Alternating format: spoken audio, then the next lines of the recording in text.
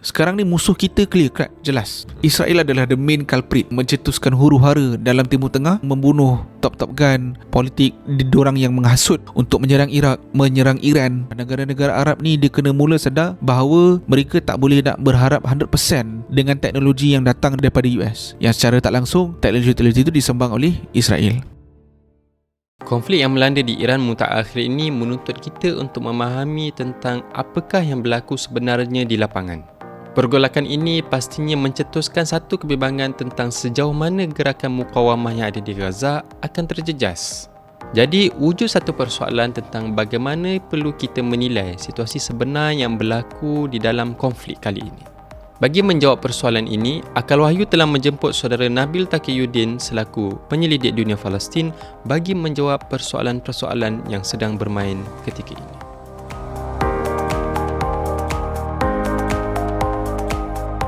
Sebenarnya terlalu banyak pembongkaran tentang sisi kejahatan Yahudi yang perlu saya kongsikan kepada anda supaya kita semua lebih faham isu sebenar yang berlaku pada tanah Palestin hari ini. Jadi saya sedang usahakan projek kandungan podcast Akal Wahyu ini dengan Bumi Mi'raj, Dunia Palestin dan Pemikir yang sekarang ini sedang giat bangunkan projek media Islami dan Palestin di media sosial. Kalau anda setuju konten Palestin dan pembongkaran Yahudi ini perlu dipertingkatkan, sokong projek ini dengan menyumbang melalui link yang ada di bawah. Baik, bismillahirrahmanirrahim. Assalamualaikum warahmatullahi wabarakatuh. Alhamdulillah, hari ini kita masih lagi bersama-sama untuk menyaksikan satu perkongsian dan juga satu ulasan berkaitan dengan isu-isu Palestin dan juga isu-isu yang berkaitan dengan perjuangan kita bagi membebaskan Tanah Al-Aqsa. Cuma kali ini dia agak sedikit berbeza kerana ini adalah satu tajuk yang boleh katakan agak fresh, keluar daripada oven. Sebagaimana semua tahu, baru-baru ni ada satu peristiwa yang boleh katakan memeranjatkan seluruh dunia dan ada sebahagian penganalisis kata bahawa negara-negara di dunia juga akan mengalami sedikit permasalahan antaranya berkaitan dengan isu minyak dan sebagainya hasil daripada peperangan ini, iaitu perang di antara Amerika bersama dengan Israel bagi menyerang Iran. Jadi daripada konflik yang sedang berlaku ketika ini, kami di Akal Wahyu telah menjemput seorang panel yang merupakan daripada tim kerjasama kami, iaitu daripada Dunia Palestin, tidak lain tidak bukan iaitu saudara Nabil Taqiyuddin selaku penganalisis dan penyelidik Dunia Palestin. Selamat datang bersama kami. Terima kasih banyak pada saudara Rafiq sebab jemputlah untuk datang ke podcast Akal Wahyu. Saya rasa jemputan pun macam agak rushing jugalah kan. Sebab isu ni saya rasa kalau ikutkan hari ini dah hari yang ke-7 ke hari ke-6. Hari yang ke-7. Betul, hari ke-7. Hari ke-7 konflik ni berlaku. So saya rasa video ni akan dipublishkan mungkin telah berlaku beberapa episod lah. Konflik ni telah berlaku dan berlarutan. Cuma sebelum kita go through kepada perbincangan kita berkaitan dengan kesan daripada perang di Iran dan juga terhadap para mukawamah kita yang berada di Palestin, kita nak tanya dululah kepada tim DP apa projek semasa yang tengah buat, sebab saya ada nampak ada satu poster tempoh hari ataupun semalam berkaitan dengan Open Al-Aqsa tu. Betul. So apa projek? Okey, terima kasih banyak saudara Afiq dan tim Akal Wahyu sebab jemput saya selaku penyelidik dunia Palestin dan juga saya mewakililah dunia tim Palestin lah. So projek yang terbaru yang kita lancarkan adalah projek Open Aqsa Mosque. Buka, pecahkan pengepungan, penutupan Masjid Al-Aqsa. Okey, ini adalah projek yang terbaru yang kita dunia Palestin buat sebab kita lihat bahawa dah masuk hari yang ke-7. So hari ni adalah hari yang ke-8. Okey. So perang Iran tu ni adalah hari yang ke-8. Okay. So dah kalau masuk hari ni adalah hari yang ke-8, Al-Aqsa, Masjid Al-Aqsa ni ditutup atas alasan mengatakan ianya darurat. Padahal sebenarnya adalah satu perkara agenda yang lain lah. Dan ditutup pun adalah di bulan Ramadan dan permulaan kepada perang US Israel versus dengan Iran. Hari yang sama. Hari yang sama. Okey. So hari yang berapa bulan? 28 Mac 28 Februari berlakunya perang. Hari tu juga ditutup Masjid Al-Aqsa.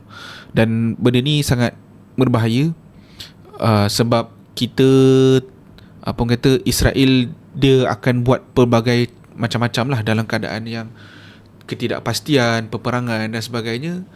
Projek-projek yang dilihat nampak macam sampingan, kita nampak isu tu nampak macam tak di-highlight, tapi sebenarnya dia cukup penting. Jadi banyaklah macam kita buat benda ni sebab ini adalah begitu penting. Dan macam contoh grup kumpulan para ulama Al-Aqsa kan, yang ni pun membuat kempen yang sama, menggesa pihak penjajah Zionis untuk membuka kembali Masjid Al-Aqsa dan umat Islam di sekeliling Al-Aqsa tu boleh kembali solat lah. Itu adalah recent project lah yang memang kita buat kempen sehinggalah Masjid Al-Aqsa tu dibuka lah, macam tu. Sebab bila konflik Iran ni berlaku, isu berkaitan dengan Al-Aqsa ni saya boleh katakan tak reach kat mana-mana media. Tak reach ke mana-mana media, betul. Dia setakat yang saya jumpa pun memang tak adalah. Yang saya dapat tahu pun hasil daripada DP punya poster dan juga konten-konten yang menceritakan benda tu. Betul. Yep. So penutupan ni pun dia related dengan perayaan Purim. Purim perayaan dalam agama Yahudi lah. Okay. So dia bersekali dengan tu. Dan dia orang pun dalam keadaan perang Iran ni, dia ada makna kenapa Purim, perayaan Purim ni dan perang itu berlaku sebab dia adalah satu pemaksaan ke atas untuk menjadikan Israel memaksa satu profesi, satu kita panggil profesi dalam bahasa Melayu, tak keluar pula dalam bahasa Melayu tu. Profesi lah. Ya. Benda yang dia orang harapkan bahawa Mesiah itu datang untuk menyelamatkan Israel, untuk menyatukan orang Israel lah. Dan itu yang dilihatlah, dan akhirnya mereka berharap jadinya Israel Raya. Macam tu. Dan penutupan Al-Aqsa tu dia berkaitan jugalah dengan benda tu. Purim. Mungkin boleh jadi perang dekat Iran tu pun sebab yang firstnya attack dan escalate pada perang ni adalah Israel juga. Betul. So basically perang itu pun terkait dengan perang Iran. Betul. Diorang ni memang banyak perayaan atau perang-perang pun semua terkait. Betul. Sebelum ni Yom Kippur. Betul.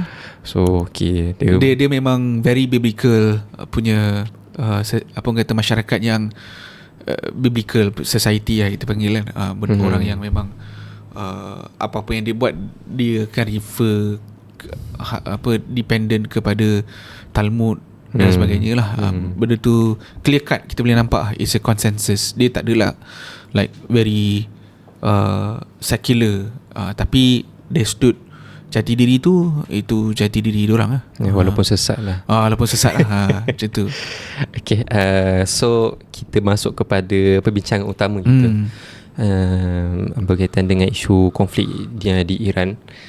Okay, saya boleh katakan sebenarnya perang di Iran ni the first entity yang escalate kepada peperangan ini tidak lain tidak bukan adalah Israel lah. Bahkan banyak daripada penganalisis kat luar kata keterlibatan Amerika Syarikat dalam perang ini hasil daripada satu tarikan yang sangat kuat daripada Iran. Macam saya punya perumpamaan macam lembu kena tarik, kena rentak mereka adalah lembu itu.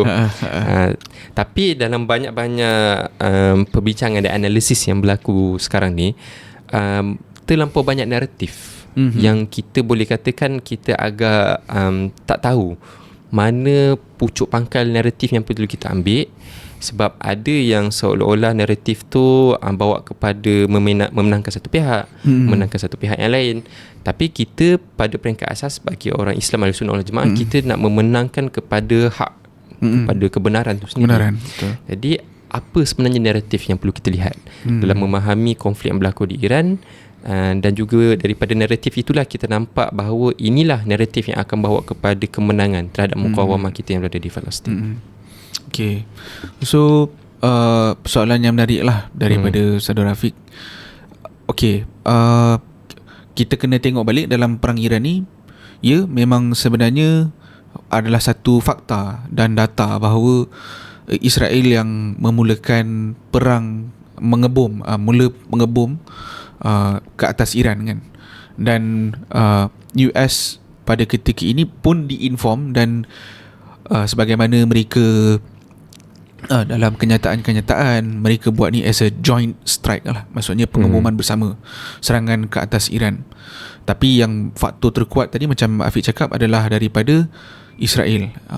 Dan benda ni pun banyak ulang kali diucap oleh Netanyahu dalam pada tahun 1990, late 1990 masuk 2000, tahun 2000-an, awal 2000, kenyataan-kenyataan Netanyahu menceritakan bahawa musuh kita masa hadapan adalah Iran, buat Israel.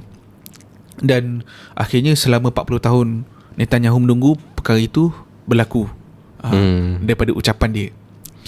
Okay, jadi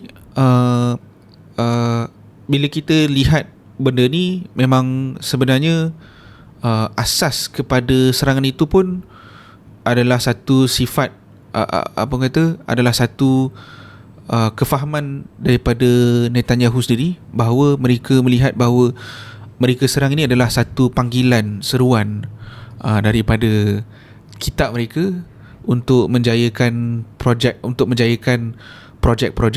Israel Raya lah, dan juga menunggu Mesiah yang mereka tunggu nantikan. Dan itu adalah benda kita boleh nampak lah clear cut sekarang ni secara terang-terangan kan. Christian Zionis buat macam mana, Christian Zionis kata bahawa apa yang Trump buat ni adalah satu arahan yang suci daripada Jesus. Adalah satu perjuangan suci untuk memulakan perang. So perang ini adalah perang yang bukan perang geopolitik, tetapi perang yang melibatkan jati diri, existential bagi Israel. Apakah Israel itu sendiri dan sebagainya lah, persoalan-persoalan tu. Dan kalau kita lihat bahawa pelbagai naratif kan, kita tengok umat Islam sekarang ni bila lihat Iran diserang, pelbagai pandangan yang keluar, dan apabila Iran retaliate balik, membalas balik serangan dan mengebom di beberapa tapak US di negara Teluk, dan juga di dalam Israel, dan itu pun kita boleh nampak lah reaksi beberapa orang yang terhadap apa benda yang Iran buat. Okay. Dalam apa yang kita perlu berpegang dalam isu Iran ini, okay, saya cukup tertarik adalah apabila disebut oleh seorang pendakwah di Gaza, nama dia Jihad Halas, dan juga pendirian ini sama senada dengan Kesatuan Islam Al-Ittihad, Kesatuan Ulama Islam Sedunia kan, Rashid Ghanushi, dan juga beberapa ulama-ulama yang lain menyatakan bahawa konflik kita, isu kita dengan Iran, dan juga mungkin kebersamaan kita dengan Iran ni adalah perkara yang berkait dengan pencerobohan ke atas wilayah dan kedaulatan Iran itu sendiri. Clear cut, benda tu adalah satu, apa yang dibuat oleh Israel dan Amerika adalah satu pencerobohan wilayah kan, dan mengebom orang yang tidak sepatutnya untuk menjayakan misi melebar luaskan kuasa expansionis, Zionism dan sebagainya. Dan itu adalah clear cut benda tu. Dan dia tak adalah to the extent, sebab kita kena tahu juga fakta juga sebenarnya, Iran pun ada hegemoni dia sendiri kan. Kita boleh tengok sebelum sebelum 7 Oktober, iaitu apa yang berlaku selepas Iraq jatuh, apa yang berlaku selepas Syria jatuh. So maksudnya banyak militan-militan daripada Syiah ni dia mula masuk dan buat satu rangkaian network antara militan-militan dan menjadi warlord di beberapa kawasan. Dan sebenarnya kita tak boleh nak nafikan bahawa benda tu pun adanya kezaliman-kezaliman yang berlaku. Tetapi dalam konteks perang US, Israel, Iran yang terbaru ni, kita bersolidariti dengan Iran ni adalah kerana konteks wilayah yang diceroboh.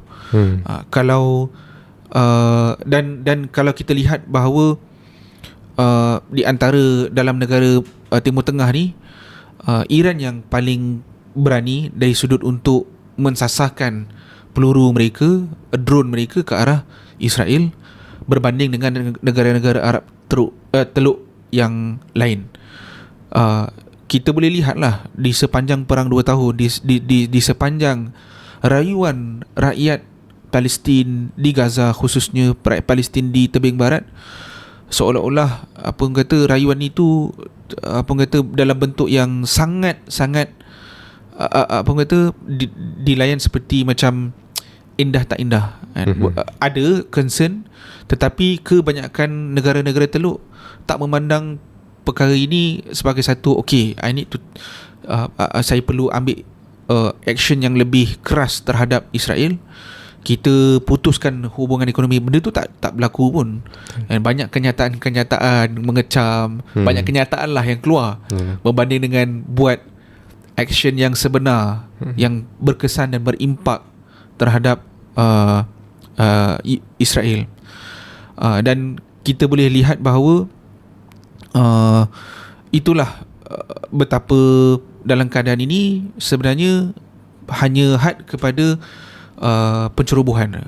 Sama je lah juga macam kita tak puas hati dengan apa yang Amerika buat dengan Venezuela, menceroboh kedaulatan Venezuela.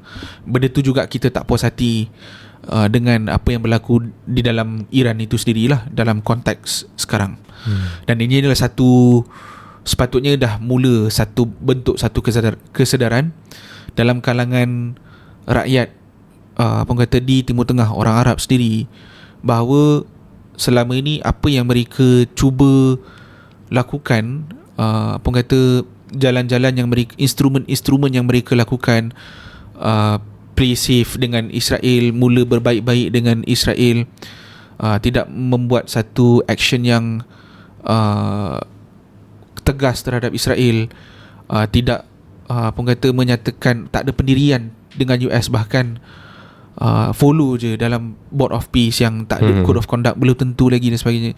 Dan kita tengok bila tak ada agenda jadi macam kambing lah kan, ikut tuan dia itu US buat apa saja ikut sukati. Dan itu kita lihat bahawa kelemahan negara teluk sepatutnya dia dah sedar bahawa apabila peluru-peluru yang yang ditempatkan dalam US bases tak mampu pun untuk mempertahankan negara-negara Arab, negara Arab ini, kan. Dan akhirnya tengoklah pertahanan makin hancur dan musnah, kan. Dan banyak yang US pertahankan pun adalah di dalam Israel saja, banyak bagi supply.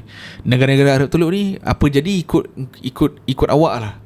Hancur ke, musnah ke, Aramco terbakar ke, itu terpulang. So tak ada macam tu. Jadi satu situasi yang sangat menyedihkan, dan sebenarnya sepatutnya dia dah menjadi satu wake up call.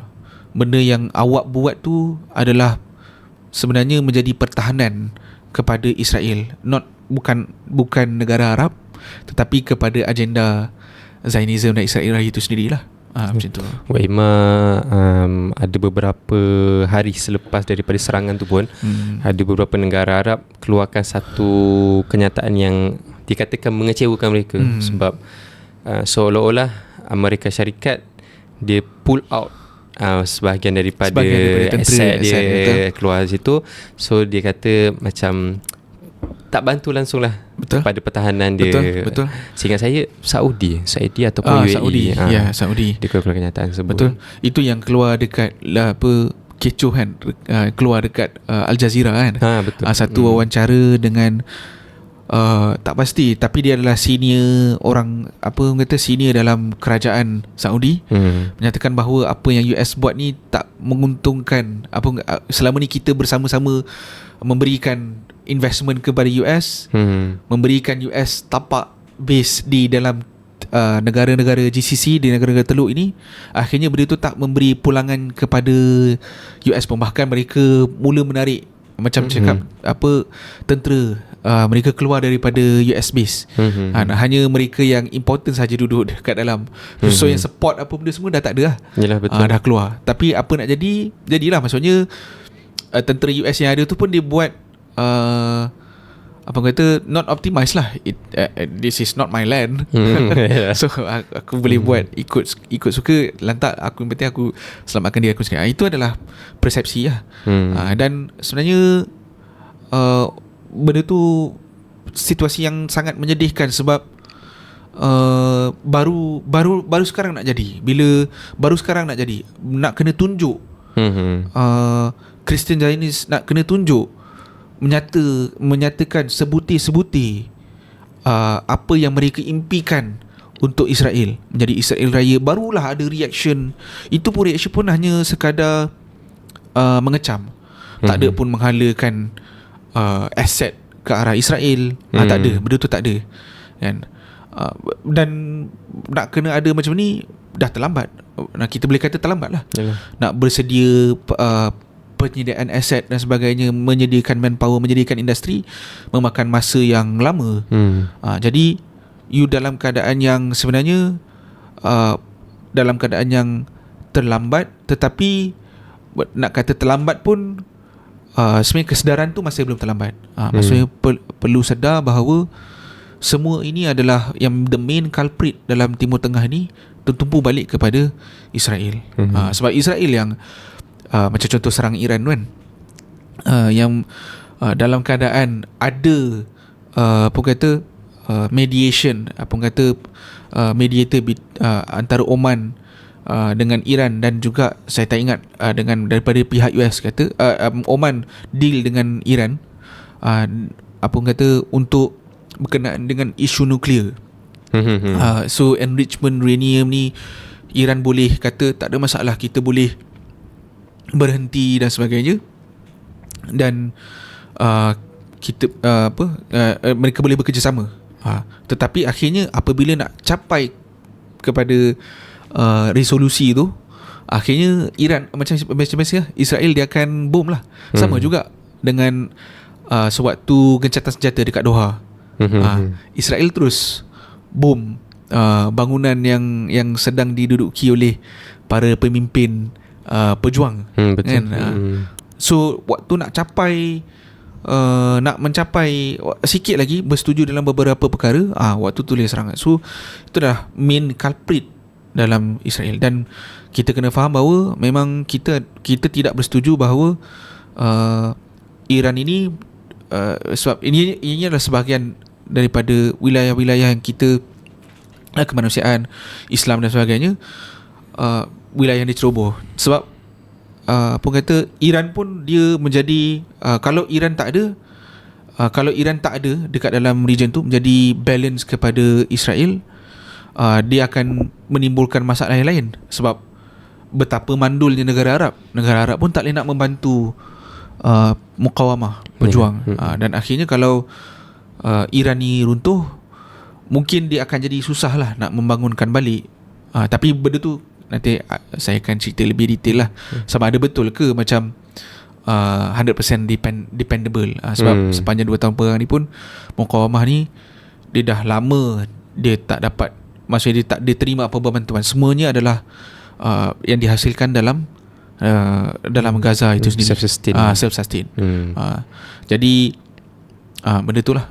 Okay, so tu adalah the big narrative yang kita boleh nampak lah, bahawa keperluan untuk negara-negara Islam duduk balik semeja, bincang balik tentang kekuatan masing-masing dan membina kekuatan semula. tak perlu lagi nak bergantung kepada negara barat dan sebagainya. Cuma sebelum daripada perang ni, bahkan semasa perang ini berlaku pun, ada sebahagian daripada individu-individu yang berada di luar sana, dia membina satu naratif bahawa para mukawamah yang berada di Palestin, dia ada satu macam keterikatan dengan Iran, dalam konteks dia memerlukan sangat kepada Iran dan sebagainya.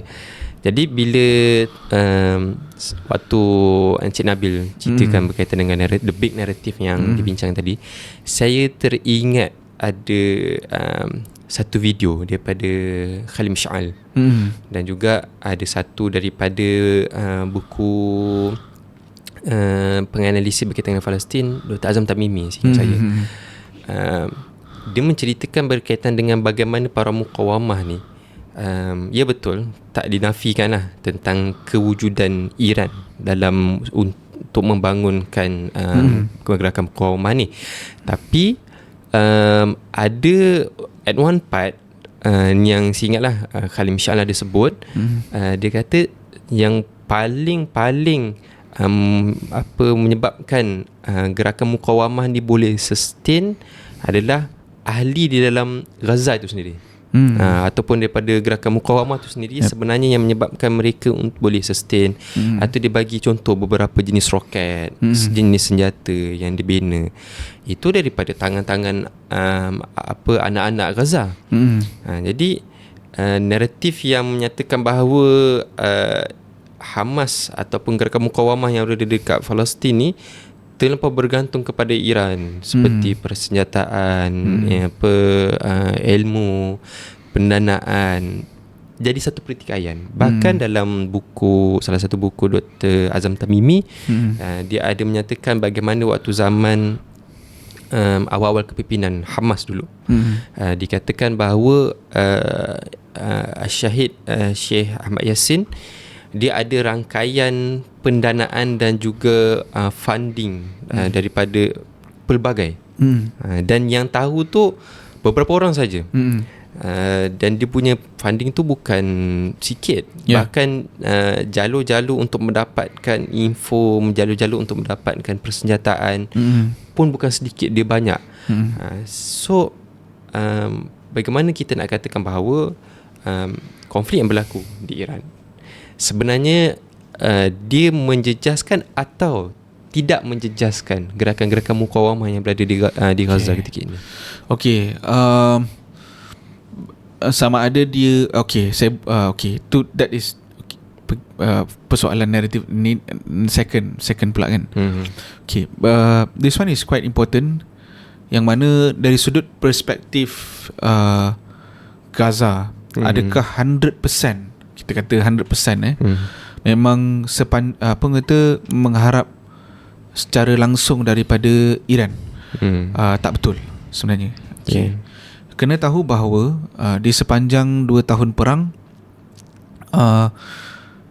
bagaimana mukawamah ini dia dia self sustain untuk untuk berlawan dengan Israel. Itu adalah benda, macam mana boleh buat roket Yasin.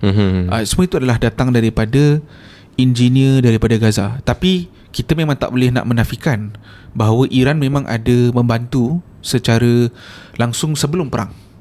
Maksudnya membawa teknologi engineering, membantu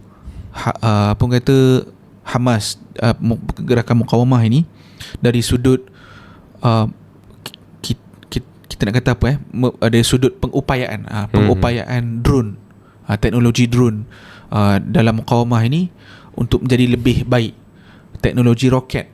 Jadi teknologi engineering dan sebagainya, pertukaran maklumat engineering dan sebagainya, benda tu memang ada. Dan juga dari sudut persenjataan dari zaman Soviet, dari AK-47, benda tu memang ada. Tapi nak kata 100% daripada, largely lah, kita kata majoritinya datang daripada itu, dan sebahagian daripadanya ada juga datang daripada tempat-tempat lain. Jadi nak kata 100% kebergantungan tu tak betul. Dan kita kena tahu saya ulang balik sekali, adalah 2 tahun perang itu kebergantungan langsung tu tak ada. Apa orang kata, dengan Iran dengan Iran secara 100% tak ada. Sebab maksudnya totally daripada dalam sini. Sebab macam mana Gaza nak dapat bantuan itu kalau banyak semua benda disekat.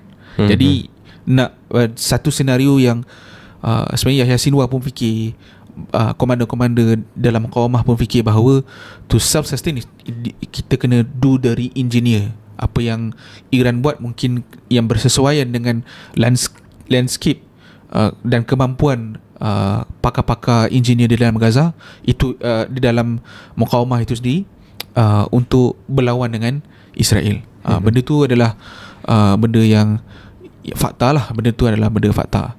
Dan juga dari sudut pendirian Yahya Sinwar pun, memang dia berterima kasih dengan Iran, give credit to dia bagi kredit pada sepatutnya. Tetapi kredit bukannya menjadi memberi kredit bukannya dia menjadi satu tiket untuk kita tunduk. Tak. Sebab Hamas pun keluar juga kenyataan yang mengkritik. Khalid Mash'al pun ada kritik apa yang dibuat oleh Iran di dalam Syria. Jadi mukawamah ni dia pragmatik lah. So kita kena pandang dia adalah satu kumpulan yang pragmatik di peringkat international. Maksudnya cara dia nak deal dengan Iran, walaupun kita ada perbezaan apa kata kepercayaan, we are still, kita boleh anggap sebagai orang Islam juga kan, umat Islam. Cumanya persaudaraan kita adalah persaudaraan yang dalam batas apa kata kedaulatan wilayah, dan itulah yang approach yang digunakan oleh Yahya Sinwar. Dia tak adalah terus tunduk. Pemimpin-pemimpin Hamas pun dia ada banyak dinamik dia kan, dia ada macam-macam apa kata orang, dan sebenarnya dalam dinamik itu dia melengkapkan dan jadi check and balance kan. Dan kita boleh lihat bahawa kita ada benda kita bersetuju dan ada kita tak bersetuju. Kita tak bersetuju kezaliman yang dibuat Iran, apa yang Iran buat di dalam Iraq dan juga di dalam Syria sepanjang tempoh Bashar al-Assad, dan juga selepas kejatuhan kerajaan Saddam 2003. Dan benda itu adalah fakta kan. Dan tapi dalam masa yang sama, dalam masa yang sama, kita tak boleh nak menafikan bahawa pintu-pintu negara Arab ni banyak tutup. You nak push kami untuk tunduk kepada Israel, mula berlembut dengan Israel, dan keadaan Israel pun tak berlembut pun, tak pernah berubah pun. Dan akhirnya aksi apa kata tindakan lebih pragmatik adalah pergilah kepada Iran, dan Iran yang membuka tangan itu kan. Tapi bukan dengan erti kata dia terus apa kata hilang, apa kata terus tunduk jadi macai balaci. Tak ada. Itu bukan. Orang Palestin pun bijak juga. Dia orang pun ada kefahaman, dan tak apa kata orang Palestin pun tak adalah menyokong Iran dia terus menjadi Syiah. Tak ada. Still lagi dengan kefahaman bahawa kita berpegang dengan Ahlus Sunnah wal Jamaah, dan sedar bahawa kita apa kata dalam nak berhadapan dengan perang ni 2 Oktober 7 Oktober tu kan, nak berhadapan dengan perang Israel, mengharap pada Iran semata-mata tak sustainable. You tak boleh nak setiap hantar, sebab you dalam keadaan terkepung kan. Penjara paling besar, open prison, the biggest open prison in the world kan. Dan Israel dia setiap masa dia akan menaik taraf pengepungan tu. Jadi dalam keadaan tu dia gunalah apa-apa bahan-bahan yang boleh dia dapat di dalam Gaza. So sebab tu re-engineer. Sebab tu dalam sepanjang perang 2 tahun 100% alat-alat yang digunakan itu adalah 95% alat-alat yang mereka gunakan tu taktikal dan maneuver yang untuk melawan dengan pencerobohan darat Israel itu adalah menggunakan teknologi mukawamah sendirilah. 95% benda tu tak datang daripada luar. Tapi cumanya satu benda kita puji berkenaan dengan Iran adalah operasi True Promise dia lah kan. So dia menunjukkan suatu mukawamah, dia puji apa kata terutamanya Yaman, Iraq, rakyat Lebanon kata setia pada janji. Tapi dan juga dia tak lupa juga mention dengan negara-negara, tapi cumanya rasa sedih dengan negara-negara Arab yang lain. Di saat kita perlukan support, tak ada, kena halau. Cuma negara macam kita boleh kena tahu juga bahawa tak juga negara Arab tak tolong secara langsung, tapi tidak bertindak dengan lebih agresif lah. Kita boleh puji Qatar bagi tempat kepada pemimpin-pemimpin mukawamah untuk jadi duduk di situ dan menjadi tempat untuk ada open communication di antara inilah kerajaan Qatar dengan mukawamah, dan juga mukawamah boleh pergi ke tempat-tempat lain untuk untuk get the support dan sebagainya lah, macam tu. Bahkan seingat saya semasa konflik yang berlaku ini pun mukawamah dia mampu bukan saja membina jaringan dekat dalam dekat dalam rantau tu untuk membantu mereka, dan juga mereka boleh sustain tu. Dia sampai satu tahap tu dia boleh tarik naratif untuk memihak kepada mereka, semacam seolah-olah dunia yang bergantung harap pada mereka lah, bukan mereka yang bergantung harap pada negara-negara tertentu untuk self sustain dan sebagainya. Betul. Jadi ada satu lagi persoalan hasil daripada perang yang tengah berlaku ni. Walaupun kita tak nafi bahawa ada berbagai taktik yang sedang digunakan oleh pihak Amerika Syarikat dan Israel untuk heret negara-negara lain untuk terlibat, sebagai contoh NATO. Seingat saya 2 hari lepas ataupun semalam ada yang saya boleh katakan unidentified rocket yang tak diketahui daripada mana dan landing dekat Turki. Azerbaijan dan Iran deny mereka terlibat dalam benda tersebut. So dia nak tarik seolah-olahnya pada pandangan saya, dia nak tarik negara-negara lain untuk tuduh Iran yang bertindak dan membuat perkara tersebut. So apa yang perlu dibuat, lawanlah. Yang saya nampak lah dekat situ. Tapi dia ada satu persoalan tentang tindakan dan juga apa yang perlu dibuat oleh negara-negara umat Islam ketika ini untuk menyelesaikan yang Cik Nabil sebut tadi adalah iaitu tentang kesatuan ummah tu, dan juga untuk membangunkan kekuatan dia sendiri. Ada satu analisis yang saya tengok berkaitan dengan isu ni. Saya rasa orang ni dia dikenali lah, iaitu Sami Hamdi. Dalam Thinking Muslim, dia ada menyatakan tentang keperluan ummah untuk memikirkan semula untuk membina axis of Islam. So apa yang dimaksudkan axis of Islam, iaitu semua negara-negara ummah ni dalam konteks menyelamatkan dan membangunkan ummah ni perlu berdiri di bawah satu paksi yang sama. Dan dia sebut secara spesifik bahawa yang perlu lead benda tu adalah Turki. Sebab apa? Sebab dikatakan bahawa Turki ni dia dah boleh katakan dia dah mampu untuk bina kekuatan dia sendirilah. Buat emas persenjataan, buat emas kecil-kecil benda seperti laptop pun mereka dah mampu untuk bangunkan benda tu sendiri. Jadi dalam permasalahan ini, saya lihat secara peribadi negara Islam yang mampu berdiri untuk benda ni adalah seperti Turki yang paling besar. Habis tu negara-negara Arab yang lain saya pun tak tahu ke mana lah. Bahkan seingat saya podcast kami dengan Ustaz Suhail, seorang panel yang kami jemput sebelum ni, dia kata bagaimana negara Arab dia terlalu meraihkan bila ada negara Islam yang berjaya untuk membina suatu produk baru, dia meraihkan macam seolah-olah meraihkan betul-betul gila. Contoh macam Malaysia lahirkan Proton, so dia raihkan dan sebagainya. Cuma dia ada satu persoalan tentang keterdesakan negara-negara ni untuk develop, bangun. Sebab macam persoalan ni adakah dah sedar ke ataupun belum ke, ataupun sejauh mana mereka boleh bangunkan untuk membina fasiliti dan sebagainya. Itu pun satu persoalan lah yang kita perlu bincangkan. Okay, menarik benda tu.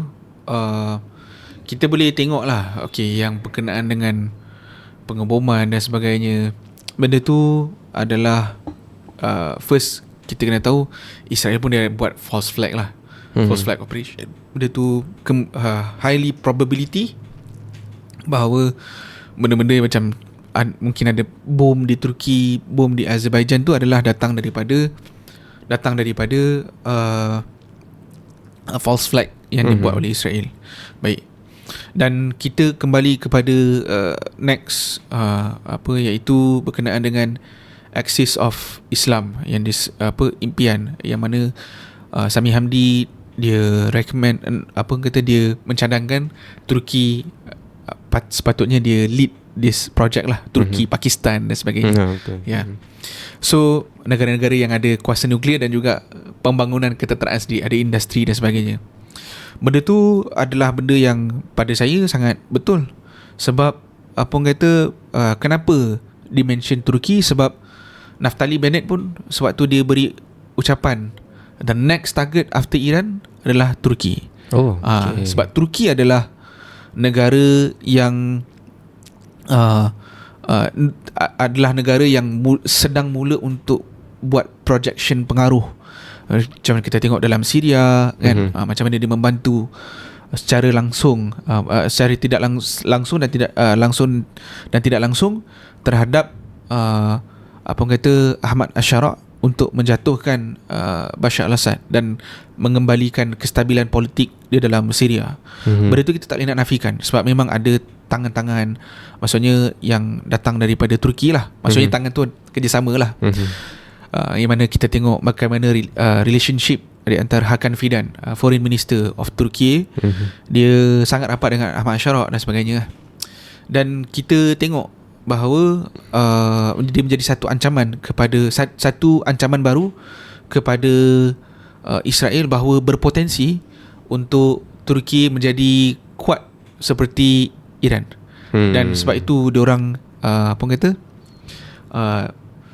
naratif yang cuba dimainkan oleh Israel adalah kebangkitan Axis of Sunni. Tapi kenapa Sami Hamdi bercakap kita kena ada Axis of Islam, adalah kerana sekarang ni musuh kita clear cut, jelas, Israel. Israel adalah the main culprit. Israel yang mencetuskan huru-hara dalam Timur Tengah. Israel yang mencetuskan segala bibit-bibit perang, membunuh top gun mereka,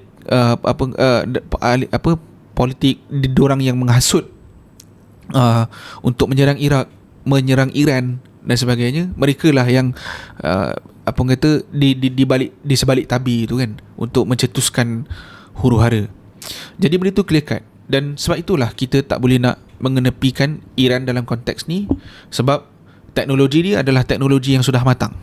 Teknologi yang dah memang matang, satu. Nombor dua, macam mana you boleh survive dalam keadaan you kena sanction. Ya, betul juga. Negara Arab ataupun negara Islam ni tak pernah berhadapan dengan sanction. Kita akan sangat takut kalau kita kena sanction dengan kuasa besar. Kita mungkin tak boleh nak makan, harga barang mahal, teknologi yang kita dapat adalah sangat subpar dengan kita nak Samsung, kita nak iPhone, all that kind of thing yang menjadi risiko lah. Dan kalau benda tu tak dapat, rakyat akan marah. Sebab kita terdedah dengan benda tu. Tapi dengan Axis of Islam dan diketuai oleh Turki, adalah satu bentuk cadangan yang sebenarnya sangat bagus. Tetapi dia kena begitu sedar lah, negara-negara Arab ni dia kena mula sedar bahawa mereka tak boleh nak berharap 100% dengan teknologi yang datang daripada US ataupun daripada US kan, daripada Amerika, yang secara tak langsung teknologi itu disembang oleh Israel. Dan mereka kena mula untuk membangunkan. Sebab apa masalah kita? It's a mindset, culture, budaya, mindset yang sebenarnya apa-apa, kalau tengok dekat negara Arab, kalau khususnya negara Teluk, apa-apa dia nak benda tu datang in a set, in a package. So you boleh operate saja. Tapi dari sudut you nak memunggah benda tu dia tak nak buat apa perkara yang the hard, apa kata, yang memang hard work lah. Benda tu you nak kena bongkar balik, you nak kena analisa balik. Sebab tu apa yang berlaku dalam perang Iran, dalam apa perang US Israel Iran ni, kita tengok bahawa kenyataan yang dikeluarkan oleh Abbas Araghchi, kan, Foreign Minister of Iran, dia kata bahawa dia dah study 20 tahun perang US di dalam Iraq, macam mana operatornya, taktikalnya dan sebagainya. Dan kita boleh lihat macam mana IRGC ni, Islamic Republic ni, dia tak Islamic Republic of Iran ni, dia tak runtuh dengan pengumuman yang dahsyat, dengan decapitation, dengan membunuh, memenggal kepala-kepala pemimpin IRGC ni. Dan benda tu tak mengubah apa-apa, sebab diorang dah set up benda tu. Sebab apa? Mereka dah mereka sudah bersedia untuk berhadapan dengan situasi itu, disebabkan negara itu sendiri pun disanction oleh US, kan? Tak boleh nak berbuat bisnes, ada sekatan-sekatan tertentu. Nak hantar oil tanker pun kena, oil tanker tu pun kena halimunan, shadow, jadi macam kapal hantu. Tak boleh detect on radar. Kalau tak, you kena bom. Itu adalah benda yang berlaku.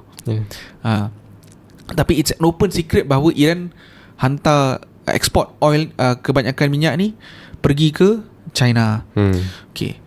Dan kita lihat bahawa apabila kita tak ada that kind of mindset, pressure, dan kita nak cari jalan mudah, itu yang kita lihat bahawa dia kena start untuk sedar bahawa negara Arab ni kena sedar bahawa mereka perlu ubah mindset tu. Nak ubah mindset ni memang susah. Dia perlukan kepada satu bentuk trauma, bentuk pukulan yang memang kau ingat sampai bila-bila. Itu adalah normal psikologi manusia, kan? Tapi tak tahulah sampai bila, kan, to the extent yang you nak betul-betul macam tu, ataupun you nak fast solution. Aku tak boleh nak selesaikan, aku ambil direct dari teknologi Turki. Kalau kita bergantung harap 100% dari Turki pun tak betul juga. Yalah. Kan, bergantung harap 100% daripada drone tanpa kita menyesuaikan, macam mana Gaza, dia menyesuaikan teknologi yang datang daripada Iran dan sebagainya, sesuaikan untuk tactical urban warfare dia di dalam Gaza. Benda tu adalah benda yang strategik. So action yang tu pun sama juga dengan dalam konteks Axis of Islam. Dia tak boleh nak mengharap Turki sahaja untuk membuat semua benda. Dia kena ada mula membentuk supply chain di antara negara Islam.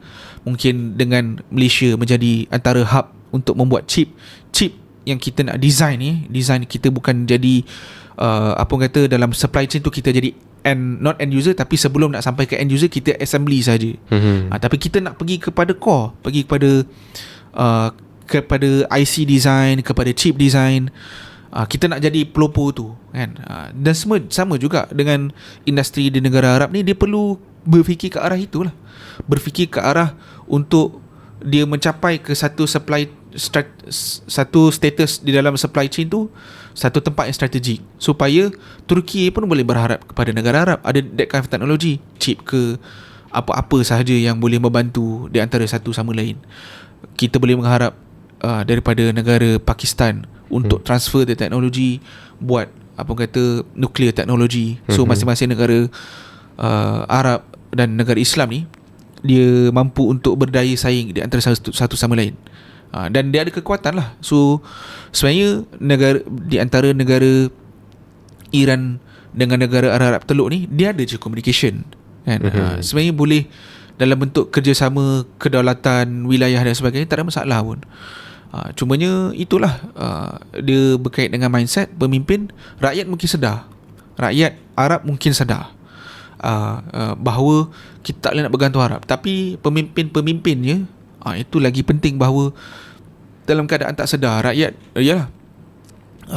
jangan kita tuduh bahawa Iran sahaja yang berlaku diktator. Negara-negara Arab pun bersifatnya pun adalah sifat diktator juga. Mesir dan sebagainya. Negara-negara tu nak bersuara pun you kena tangkap, nak bersuara pun you kena penjara. Sama je. So kalau tak sedar benda tu, bahawa rakyat sebenarnya tak suka situasi ni, kita bergantung harap dengan clear cut musuh, clear cut tak ada disangkal lagi benda yang berulang kali berlaku. Culpritnya adalah daripada Israel, culpritnya adalah daripada US backstab negara Arab ini, membiarkan negara-negara Arab ini. Tapi benda tu tak disedari oleh pemimpin-pemimpin Arab. Masih lagi kata, oh ni macam okey, boleh manage. That kind of mindset tu akan jadi satu blockers lah. Challenge yang paling besar untuk berhadapan. Dan benda tu sebenarnya tak tahulah berapa lama untuk kita ni. Tapi kalau Israel, the next target adalah Turki, sebelum kita nak bercerita tentang Axis of Islam tu memang dah run out lah. Dia saya tertarik sebenarnya bila Encik Nabil sebut tentang menteri tu yang kata nak serang Turki tu selepas ni adalah menteri daripada Knesset ataupun daripada kabinet. Naftali Bennett ni mantan Perdana Menteri Israel. Oh, Naftali Bennett dia jadi MP di Knesset lah, still jadi MP. So basically sebelum Netanyahu. Netanyahu adalah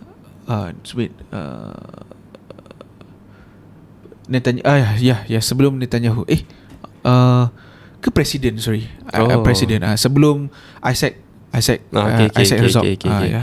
So dia memang kata secara spesifiknya adalah Turki. Ya, Turki. Betul. Oh, dia tak adalah menyasarkan macam negara-negara lain macam Pakistan semua. Okey, buat Imam Mesir.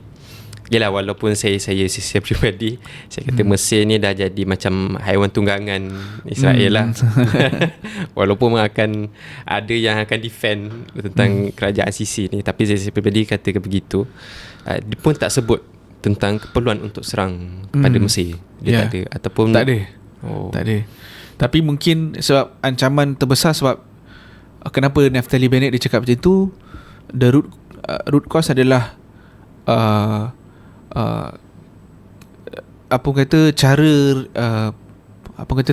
Turki, terutamanya Erdogan sewaktu dia ada dekat World Economic Forum tahun 2000 berapa waktu dia muda sikit.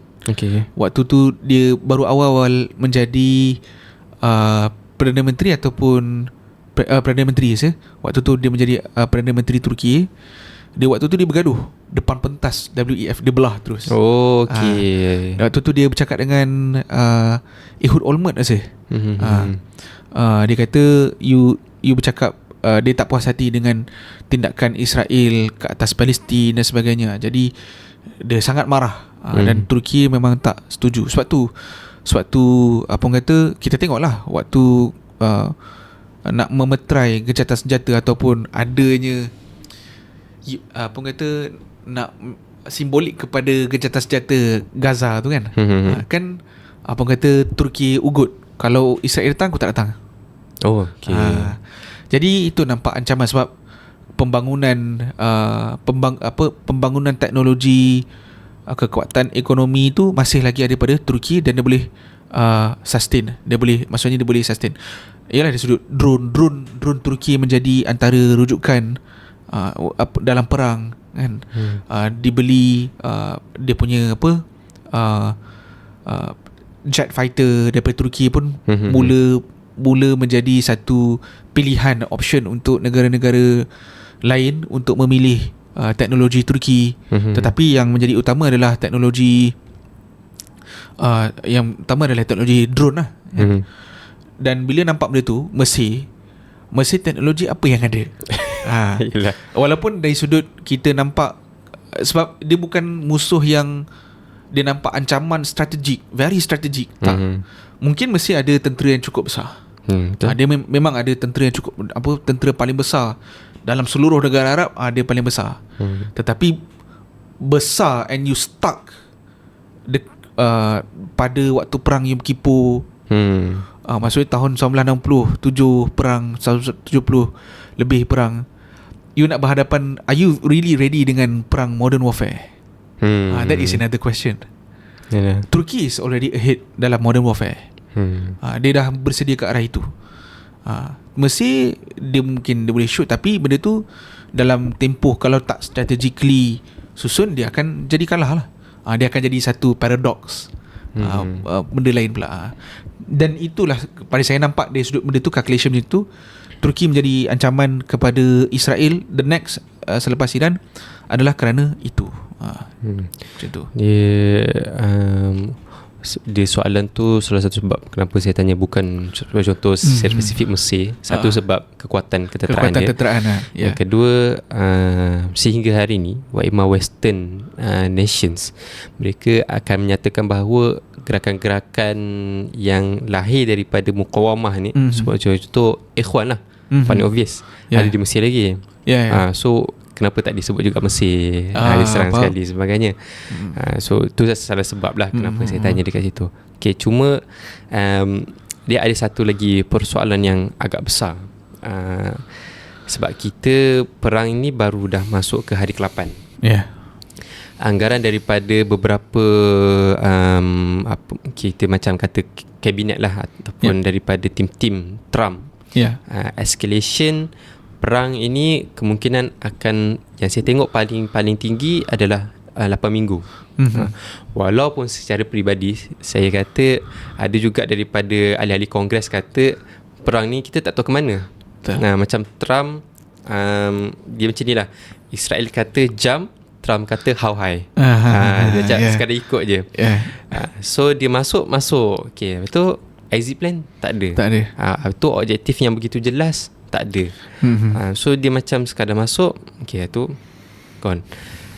Cuma dia akan ada satu persoalan lah, dan benda ni pun kita kena tengok adakah dia akan menjejaskan juga kepada gerakan-gerakan mukawamah dan usaha-usaha pembebasan Palestin, sama ada daripada mukawamah sendiri ataupun negara-negara Islam sendirilah, iaitu perang dalam skala yang sangat besar yang akan berlaku di rantau. Adakah benda itu akan berlaku ataupun tidak? Sebab ada juga ura-ura, bahkan ada penganalisis yang di luar sana kata bahawa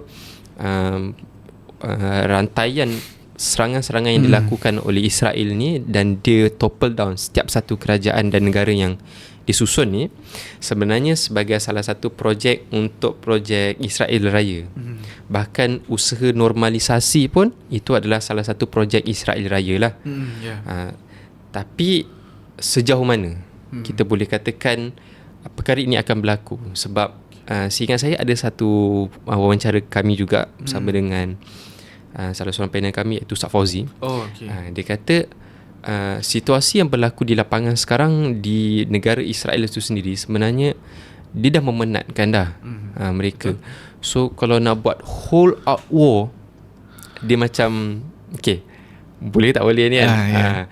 Cuma bila benda tu berlaku perang, podcast kami tu sebelum perang Iran ni lah. So bila perang Iran ni berlaku, dia macam akan wujud satu, kembali soalan tu, adakah benda tu akan berlaku, perang yang dalam skala yang besar, yang menyebabkan rantau tu dalam keadaan berjelaru dan sebagainya, menyebabkan wujudnya vacuum, dan apakah tindakan yang akan dilakukan oleh Israel, dan adakah yang menjejaskan usaha untuk pembebasan Palestin dan sebagainya. Alright. So menarik soalan tu. Saya akan bahagikan kepada beberapa bahagian.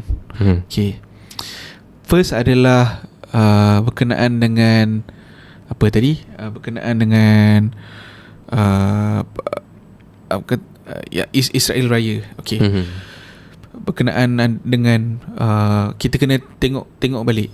Berkenaan dengan first adalah berkenaan dengan tempoh perang. Tempoh perang.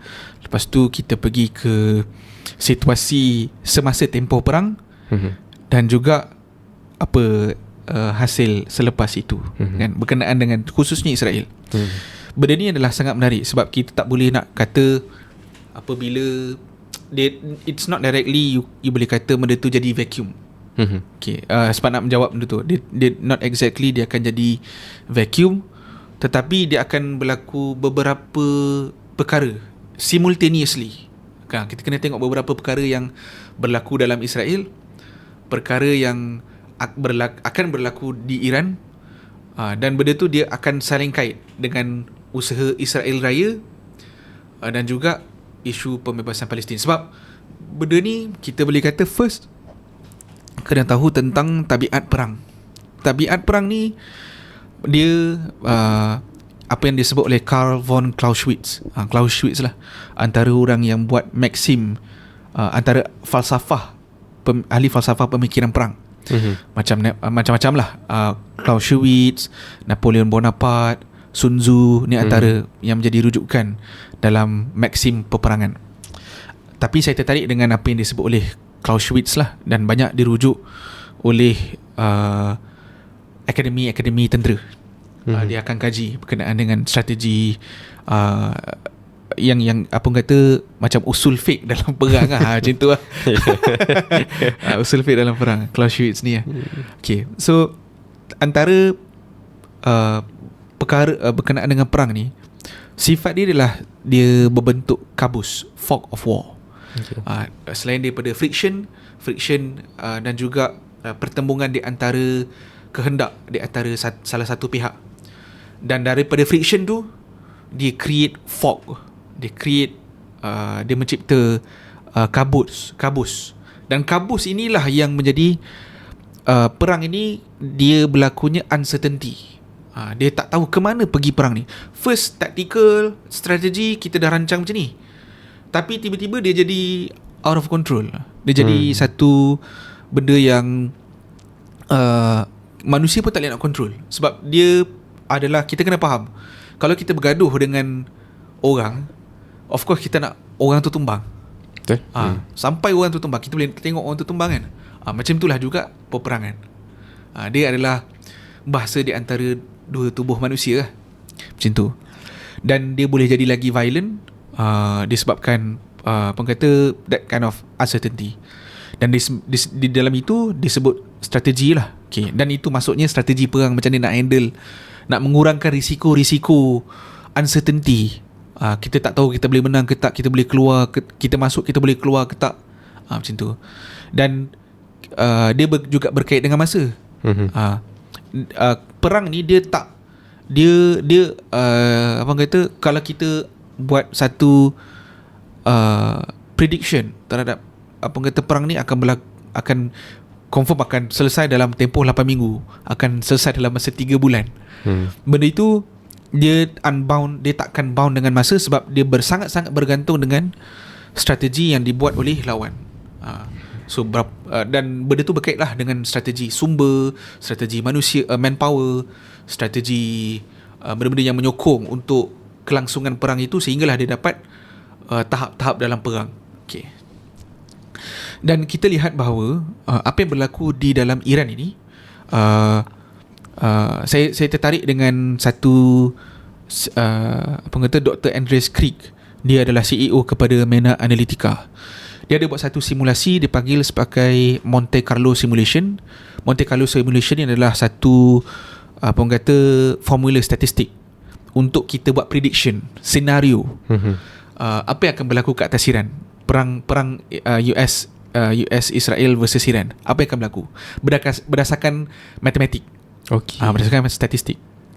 So dia ada gariskan 5 benda dalam senario ni, tetapi high probability iaitu 24% berbanding yang lain tu lebih kurang dalam 24 ke 26%. Yang lain tu semua macam bawah, 22%, 13%. Regime change tu adalah paling rendah lah. Maksudnya perubahan regime tu adalah 13%. Iran untuk mengalah, maksudnya serah senjata dan sebagainya, itu pun adalah around that range lah, 16%, 13%, macam tu. Tapi yang paling tinggi sekali probability untuk dalam hasil dalam Monte Carlo simulation ni adalah Iran akan tetap bertahan, dan Iran akan tetap bertahan, dan apa yang berlaku pada US dan Israel, dia dah kehabisan instrumen untuk berhadapan dengan Iran. Dia tak boleh dengan buat meletakkan bom, mengebom Tehran dan sebagainya, membunuh, decapitate menggal kepala pemimpin IRGC, dan akhirnya boleh tiba-tiba berlaku regime change. Benda tu takkan berlaku senario tu. senario yang berlaku adalah perang ni dia akan jadi satu perang kita panggil sebagai perang hakisan ataupun war of attrition. Okay. Ini pun termasuk dalam fog of war, realiti perang yang akan berlaku. Realiti perang yang berlaku. Jadi bila mana perang hakisan ni, apakah maksud perang hakisan? Perang hakisan ni adalah bagaimana salah satu pihak ni dia cuba untuk melumpuhkan di antara satu sama yang lain, sehinggalah salah satu tu penat. So kita akan nampak bahawa dia akan lebih panjang daripada perang ni akan berlaku lebih panjang daripada apa yang dijangka oleh penganalisa di command center di US CENTCOM dan juga pemimpin-pemimpin dalam kabinet Trump lah dan juga Israel. So okay, bila kita tengok bahawa perang akan semakin panjang, kalau ikut Dr. Andreas Krieg, kemungkinan perang akan sampai 1 Jun. So lebih kurang berapa? Kita dah bulan 3 bulan. Perang akan kemungkinan akan habis 1 Jun, tapi kita tak tahu there will be another round. So kita tak tahu benda tu. Jadi kemungkinan akan sentiasa berlaku perang. Jadi apabila pada awal kita kena tahu US apabila dia menetapkan beberapa objektif dalam perang, bahawa okay, kita akan bom nuclear facility, itu satu. Nombor 2, dia akan kita akan bunuh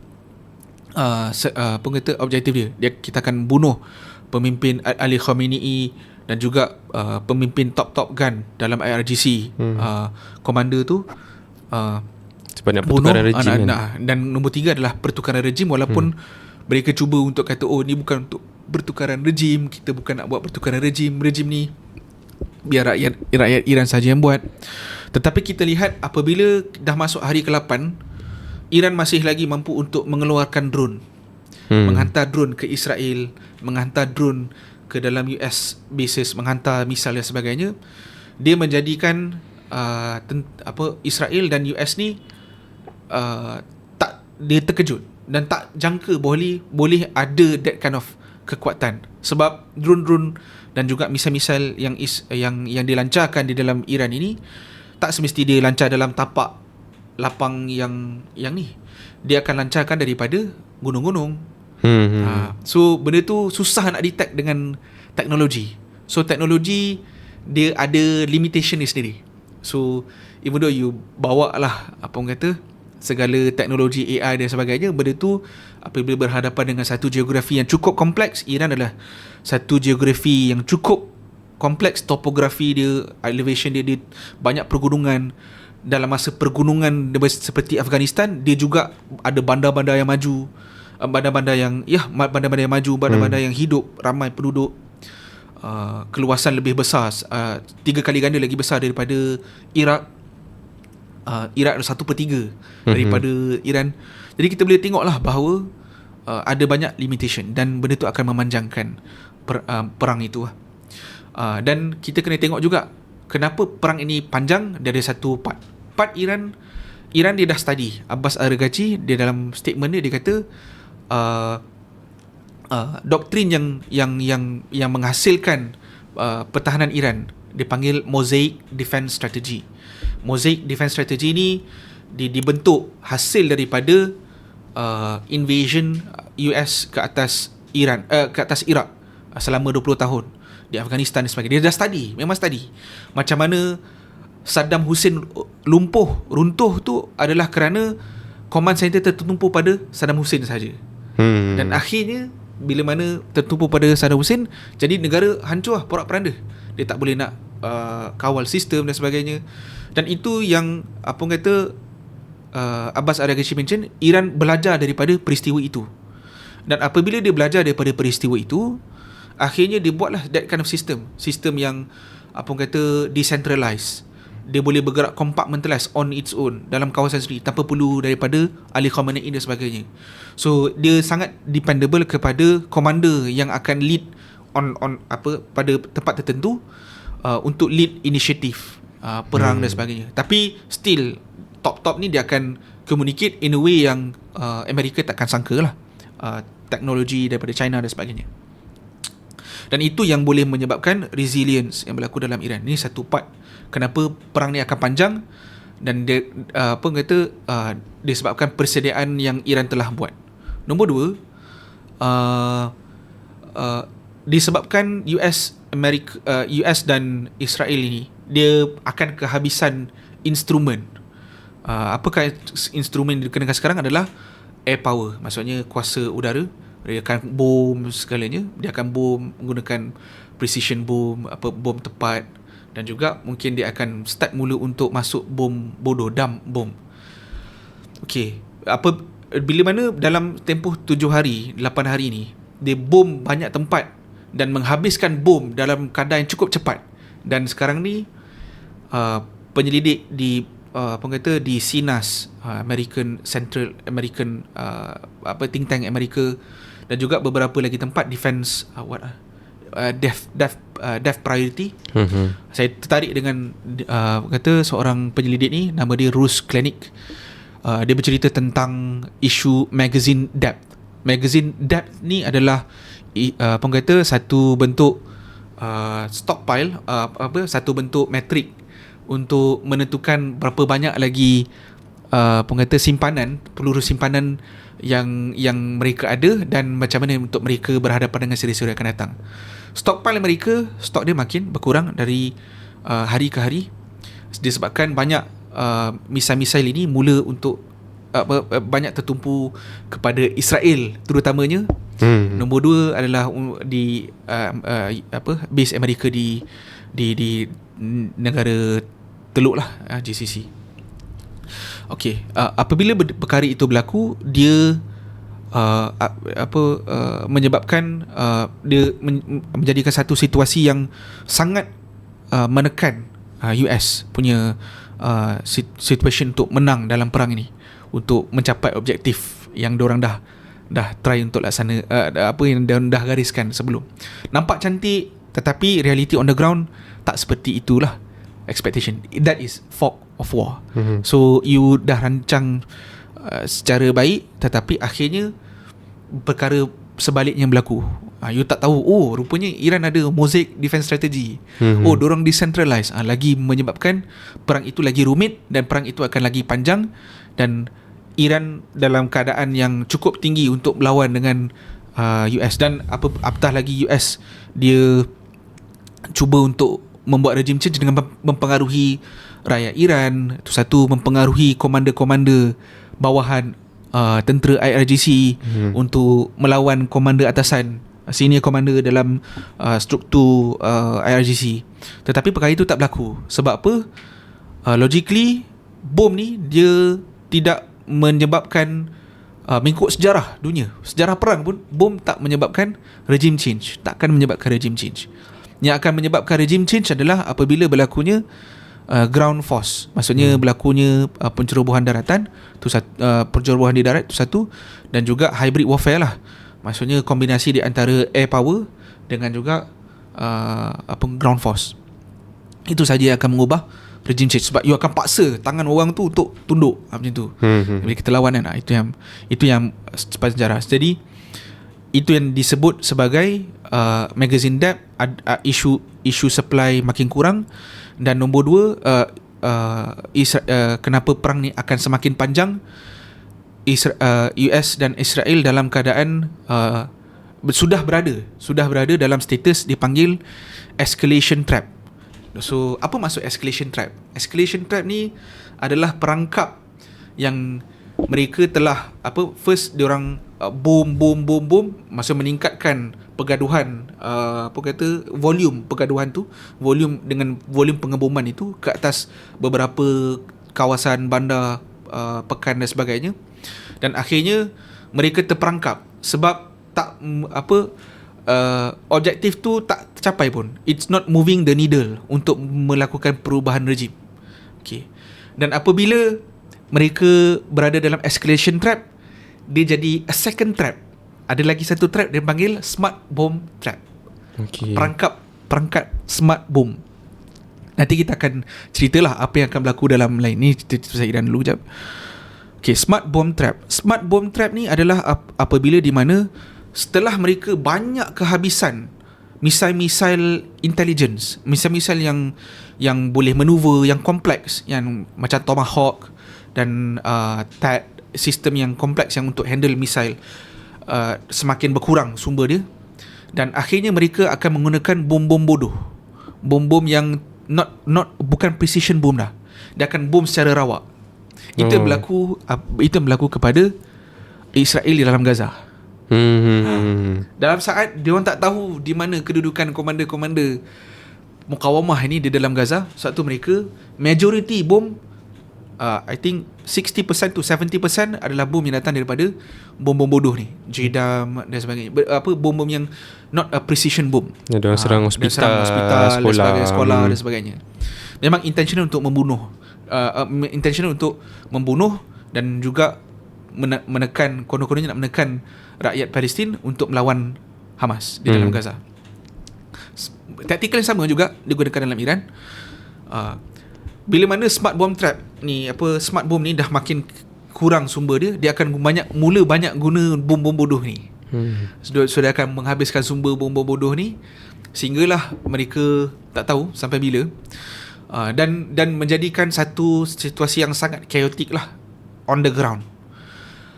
Asalnya mereka nak buat regime change, mereka tak mampu nak buat regime change. Sebab apa? Rakyat Iran rasa macam, even though, walaupun ada rakyat Iran tak puas hati dengan RGC kerana kondisi ekonomi, situasi politik dengan ialah IRGC dan sebagainya, akhirnya ianya meningkatkan nationalism. Itu adalah dinamik yang akan berlaku. Maksudnya orang semakin, kau bom anak-anak aku yang tak bersalah ni, kan, kau bom rakyat yang tak bersalah ni, kononnya kau bagi tahu, intel kau kata bahawa kat bangunan ni ada komander IRGC, kau bom, tapi sebenarnya tak ada. Dan menyebabkan rakyat Iran yang asalnya macam tak berapa puas hati, dia mula meningkat, mula bersama-sama dengan IRGC, bersama dengan Iran. Jadi untuk memecahkan tu, dan dia akan jadi makin berpanjangan lah. Jadi bila instrumen air power ni dah banyak kehabisan, dah tak ada, satu dia mula start untuk main dengan proxy, perang proxy. Okay, itu satu side berkenaan dengan perang yang panjang lah, a bit detail. Sekarang ni kita tengok tempat lain pula, berkenaan dengan Israel. Israel dia buat benda ni adalah kerana melalui operasi Roaring Lion kan. Operation Roaring Lion, yang mana mereka aim dia adalah untuk, memang sebenarnya projek untuk Israel Raya, and clear cut, kebanyakan MP memang cakap kata bahawa ini adalah projek, ini adalah satu misi existential untuk kewujudan Israel itu sendiri, dan mereka cuba untuk mencapailah objektif tu. Okey, tadi kita dah bercerita perang ni mungkin akan panjang, dan akhirnya objektif US tu dia mula berubah. Kita tak nak kita tak nak memusnahkan fasiliti buat pengeboman dan sebagainya, kita nak degrade saja. Bila degrade tu dia akan mula guna dam bom lah. Dan Iran masih lagi boleh untuk melancarkan serangan balas khususnya kepada Israel, lagi banyak kepada Israel. Okey, apabila Israel buat that kind of operation, mereka letak that kind of objective, maksudnya dengan harapan, bersama-sama harapan dengan US ni, untuk berlaku regime change, dan akhirnya tidak ada lagi oponen yang boleh lawan Israel. Satu oponen dah jatuh, akhirnya mereka boleh mulalah bentuk dengan negara-negara Arab yang lembik ni, negara-negara yang lembik ni, untuk resume balik normalization proses dan sebagainya lah. Itu adalah jangkaan daripada Israel itu sendiri. Dan second opponent adalah berkenaan dengan Turki lah. So dia memang nak musnahkan. So the next theater perang yang akan berlaku adalah kemungkinan dalam Syria secara keseluruhan, dan Lebanon sampai ke Beirut. Macam tu situasi. Itu yang dilihat oleh Israel lah, aim dia. Dan kita tengok, walaupun ke arah situlah. Okey, berbalik kepada situasi Israel, adakah Israel ni, persoalan dia boleh tak sustain dalam satu tempoh perang yang cukup lama?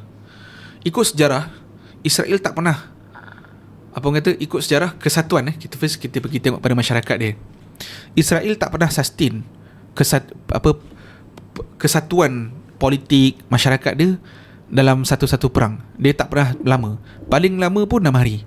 Yom Kippur, perang perang 6 hari, and then another perang kan. Perang apa lagi satu? Perang Arab Israel yang kedua tapi ada perang itulah kan, yang mana orang Israel sangat bersatu dari sudut masyarakatnya, politikalnya sangat bersatu untuk memperluaskan jajahan Israel. Baik, itu satu. Nombor dua, kita berdasarkan sejarah tu, dan juga kita tengok realiti selepas perang 7 Oktober, selepas 2 tahun perang tu, banyak pergeseran yang sedang berlaku, yang telah berlaku dalam masyarakat Israel. Kritikan daripada mantan-mantan general, mantan-mantan komander Israel, bahawa kamu kata perang ini kenapa terlalu panjang. Sama juga pada awal-awal perang Gaza tu, Yoav Gallant, mantan Menteri Pertahanan Israel, dia pun cakap kata, perang ni kita akan mengambil masa hanya 2 ke 3 minggu. Tapi bila mereka masuk ke dalam Gaza, benda tu tak terjangka bahawa perang itu boleh drag 2 tahun. Dan akhirnya pelbagai perkara berlaku. Kabinet perang yang pernah bersama dengan Netanyahu mula keluar 5 orang utama, Gadi Eisenkot, Yoav Gallant, dengan ada ni, and then bergaduh antara Netanyahu dengan Ronan Bar, Chief of Mossad. Bergaduh macam mana kita nak selesaikan isu Gaza. Tak selesai lagi, tak boleh nak degrade capabilities mukawamah di dalam Gaza. Dan akhirnya benda tu mula menampakkan division, keretakan dalam masyarakat Israel. Itu satu. Nombor dua adalah berkenaan dengan ekonomi. Dan last kali kita pergi ke tentera. Ekonomi ni, Israel dia menghadapi pelbagai kekangan. Okey, memang kita boleh tengok bahawa selepas 2 tahun perang,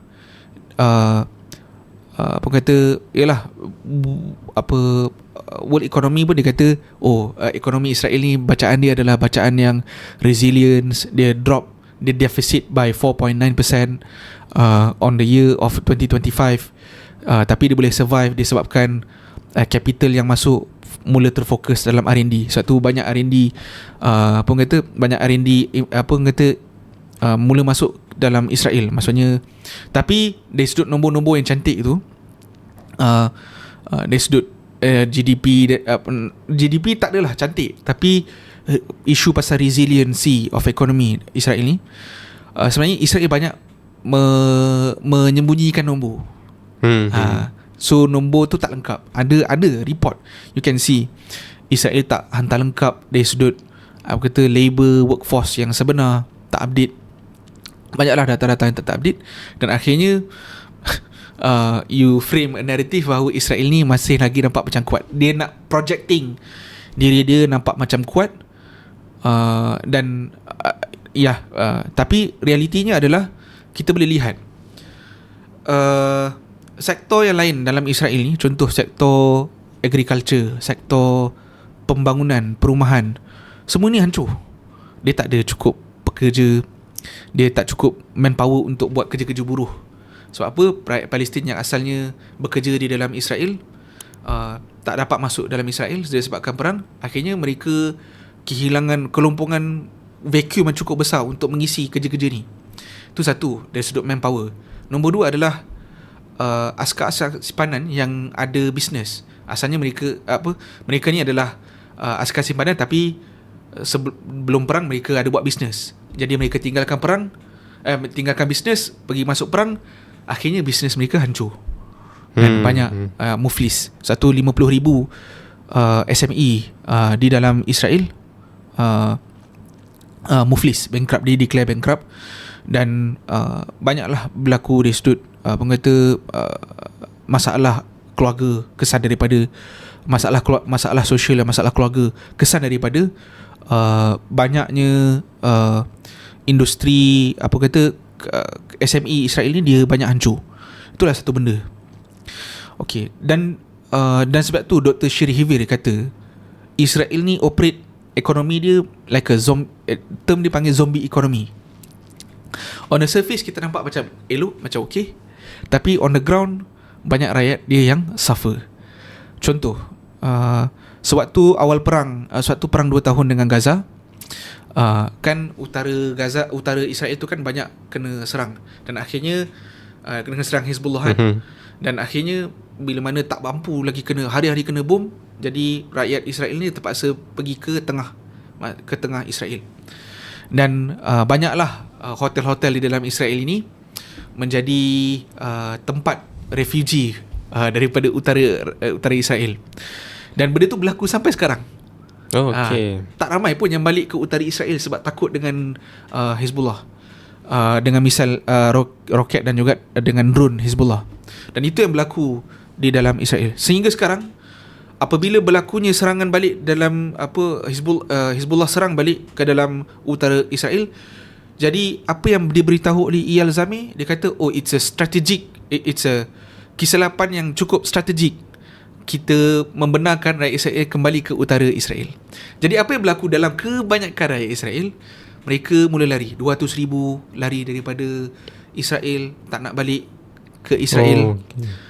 Situasi yang mana it's not sustained to do a business pada pandangan pelabur. Mungkin ada beberapa pelabur yang merisiko take a risk itu, tapi just a small portion.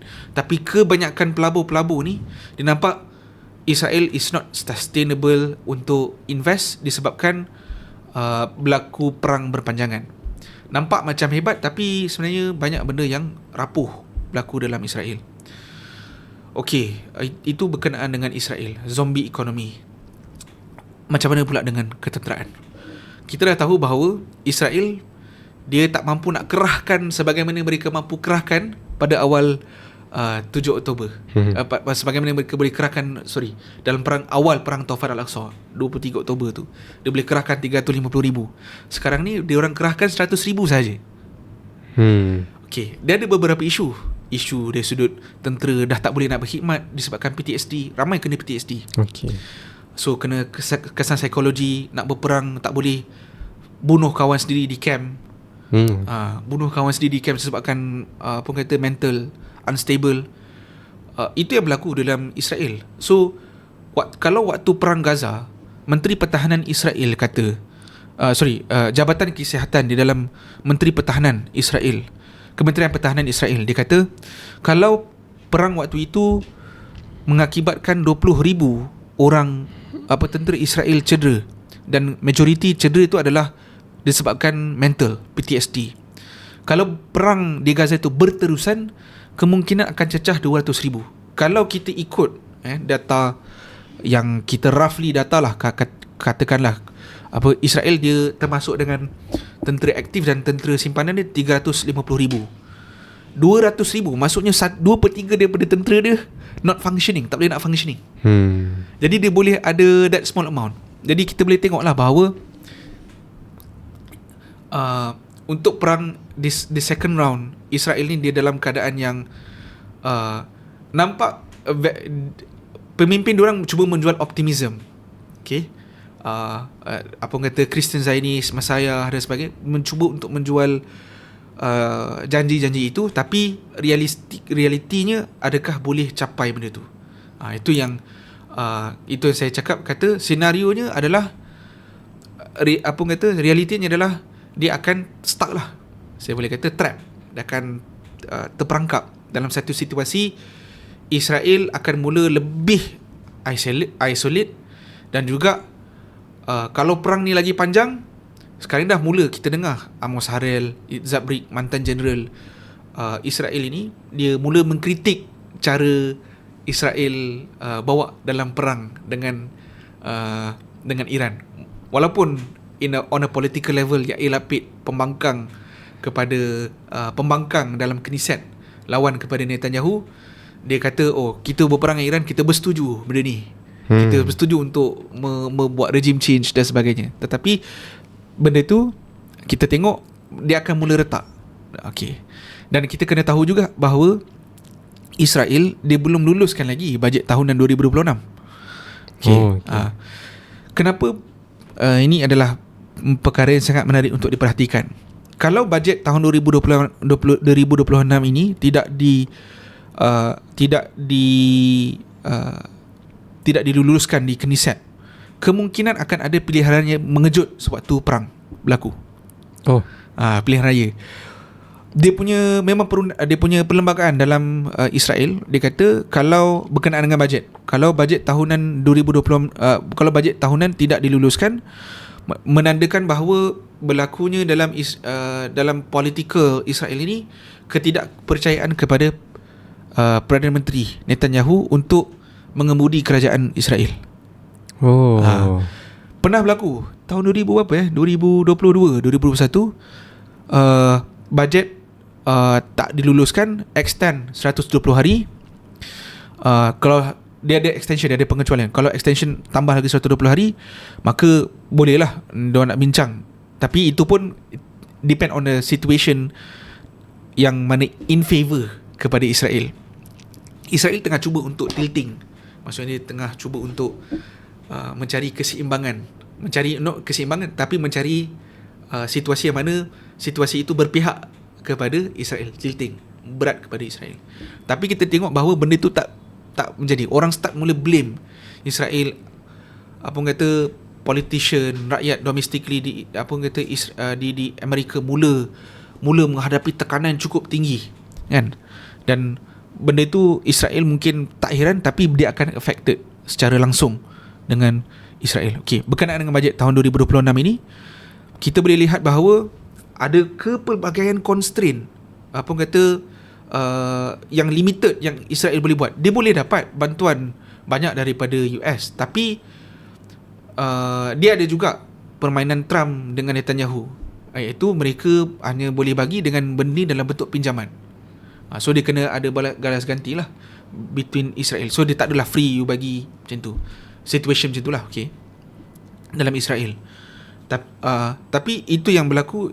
Tapi yang the most important adalah enjin yang menggerakkan Israel, ekonomi dan juga ketenteraan.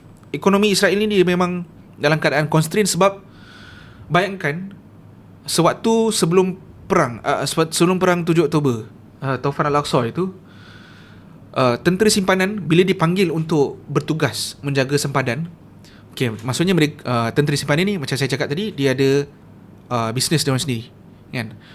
Ataupun diorang bekerja dalam sektor-sektor swasta dengan gaji yang lumayan.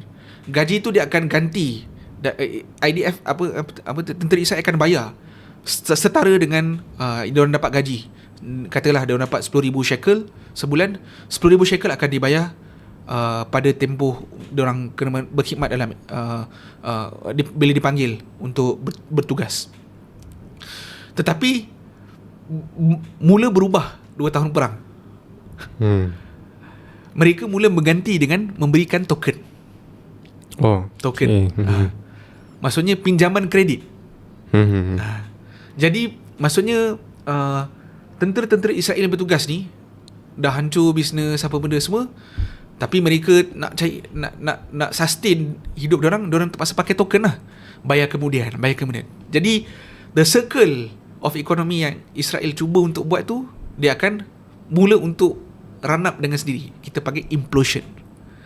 Dan itu yang sebab Israel ni dia tak berkenaan dengan tentera juga. Kan Israel dia ada berkenaan dengan bajet. Kalau tak lulus tu dia ada sebab apa? Ialah berkenaan dengan kekangan kewangan. Nombor 2 yang nombor 1 paling utama adalah berkenaan dengan conscription law. Satu rang undang-undang yang cuba untuk membawa kelompok Haredi untuk masuk ke dalam menjadi aktif menjadi reserve, sebahagian daripada reserve untuk aktif dalam perang. Tapi ada berlaku ugutan daripada parti-parti yang kita kata kingmaker. Dia parti extremist religious Zionist juga. Yang mana dia tak puas hati kalau kata rakyat yang biasa ni, yang bukan not so religious, tapi mereka mengharap kelompok ini untuk join dalam dalam tentera. Tapi kita tahu bahawa baru-baru ni dalam Israel, di satu kawasan nama Beit-Nai Brik, nama tempat tu adalah satu kelompok Haredi besar komuniti Haredi duduk dalam tu. Berlaku pergaduhan besar di antara tentera Israel dengan Haredi. Memang kelompok Haredi keluar. Jadi berlaku division dalam Israel. Jadi benda tu kalau tak ada kesatuan dari sudut dan memaksa, diorang tak nak masuk dalam perang, tak ada pertukaran dekat situ, dan akhirnya kita boleh tengok lah Israel ni secara mudahnya dia akan berlaku implosion, dia akan berlaku division, dia akan berlaku letupan secara dalam masa semula jadi. Benda tu kita kena tahu juga, dia not a straight line. Dia boleh kita kata straight line, dia akan jadi Israel Raya, dia akan jadi stuck.